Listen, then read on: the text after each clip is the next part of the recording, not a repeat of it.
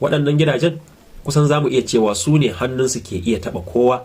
kuma suke da control da komai. Hatta irin ƙungiyoyin CIA da ake ƙirƙira Mossad da kuma waɗanda ke ƙarƙashin su waɗanda ake yi a sauran ƙasashen duniyoyi gabaki ɗayansu suna ansa umarni ne na manufofi daga waɗannan gidajen, su kuma suna bautar shaidanin ɓoye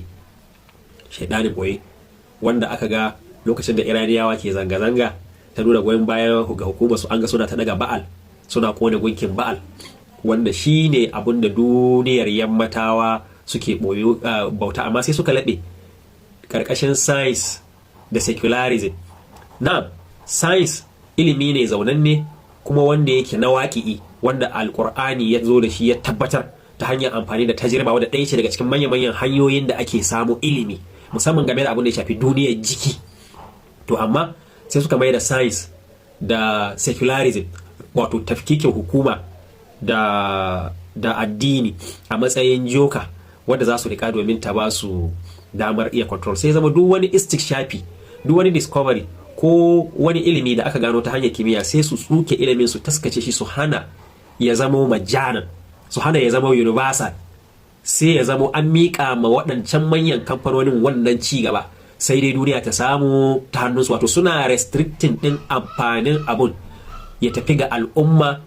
sai su ɓoye ilimin su taskace shi ta hanyar ba da grants da sauran abubuwan da suke bayarwa na aje a yi research, ta yadda idan aka samu sakamako zai zama wannan sakamakon mallakin su ne. To da shi kuma dan adam yana son duk abin da zai rage mai hutu, zai kara mai hutu ya rage mai wahala. Wanda shine babban aikin da kimiyya da technology take yi, sai ya zama suna bautar da al'umma ta wannan hanya. To Iran da ta gano shine suke kokarin su yi makansu matsaya,